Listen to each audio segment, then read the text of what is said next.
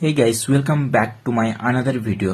তো আপনিও আপনার ফিঙ্গারপ্রিন্ট ইন ডিসপ্লে অপশনটিকে ইউনিক দেখাতে চান লোকের কাছে, সেটির জন্য সর্বপ্রথমে তোমাদেরকে তোমাদের ফোনের সেটিং অপশনে চলে যেতে হবে।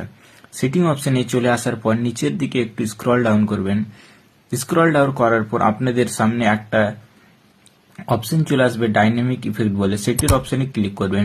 সেটির অপশনে ক্লিক করার পর এখানে আপনার সামনে অনেকগুলি অপশন চলে আসবে।